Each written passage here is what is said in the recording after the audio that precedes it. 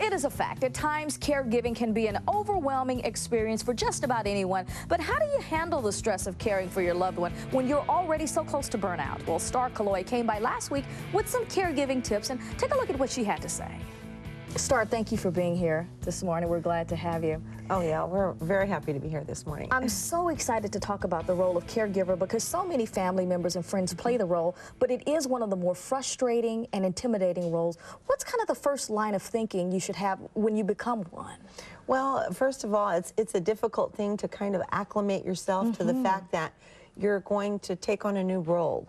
The role change is so difficult to wrap your mind around because this is maybe your parent that has taken care of you in the past and that you looked up to as you know, the matriarch or patriarch of the family. So to realize that and realize now there's no one else to fill this role to take care of your loved one but yourself. You have a wonderful list of tips to avoid burnout, and I'd like to just go through some of these. Number one, you say forgive yourself and others for everything. What does that mean? Well, let's say it's someone that has dementia that's close to you. You can no longer communicate like you did before. There doesn't seem to be any closure, any resolution. So what we suggest is that, number one, you forgive yourself for anything that ugly that you've ever said or done, and you forgive them for anything they've ever done. We've even had families that have carried like a big load of garbage on their back for the last 50 years, still remembering when their mother or father was an alcoholic when they were young and were cruel to them. And now that they're disabled and they're not able to think clearly, they take revenge out on their parents. And we have special tips in our book for that. Another way to avoid burnout, you say enlist the help of friends and family. They're there for you. That's right. You make a list of all the people, all the friends and family that your friends, not only your friends, but also your loved ones' friends, if they're still able to come over. Just come over and sit while you go run some errands or go to sleep. Many times we just need to sleep for a while. And you may have a night shift with your loved one because the days and nights are mixed up, and now you want someone to come over during the day so you can get your rest. One of the important things you also say is take time for yourself to relax. If it's 30 minutes or if it's an hour, I think a lot of caregivers feel guilty if they do that. They feel like they're leaving their loved one behind. That's right. As far as the rest is concerned, we suggest that you rest your senses every day, even for 15 minutes.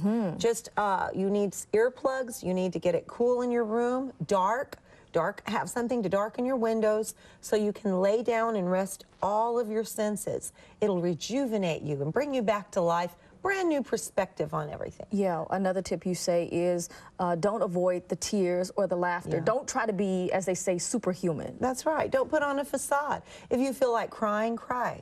If you feel like laughing, laugh.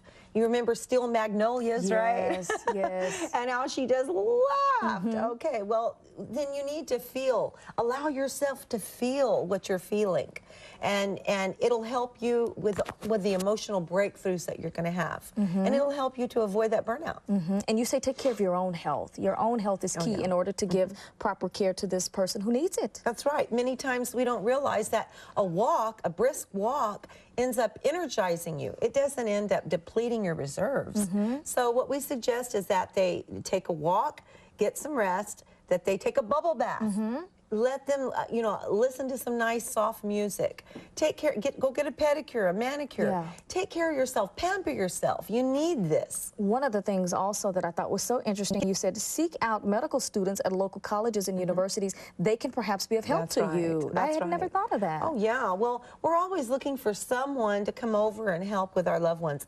They may get a grade on it, who knows? Professors of gerontology, we've got all kinds of classes that they're taking, even nurse aides, hospice aides, any of that they're going to school for. This might be a wonderful project and help you in the meantime. And I think one of the most important things ever, Starr, is take one day at a time. Don't try to determine how long a stretch of time you'll be helping out, but just one day at a time. That's right. We suggest that they do that because if you look too much toward the future, you're going to become hopeless. I'll never get finished with this. I'm never going to get to accomplish my goals. So like Bob has always said, my husband who does everything with me. We've done all the caregiving together. He says, you know how you eat an elephant? You eat it one bite at a time. One bite at a time, right, in order to get through the end. Right, exactly. Well, these are wonderful tips. Caregiving tips are certainly helpful. You can get more of these on KKYX 680 AM from Saturday at 8 to 9 a.m. or call the number there on your screen, 521-8668. Caregiving 101. And we give free counseling also. Wonderful. Starr Calo-oy, thank you for being here. We appreciate it. We enjoy it. Don't forget to check Starr and Bob out on KKYX. That's 680 AM on your radio dial. That's Saturday mornings from 8 to 9 a.m. That's a lot of good information. Well, after the break, be right back.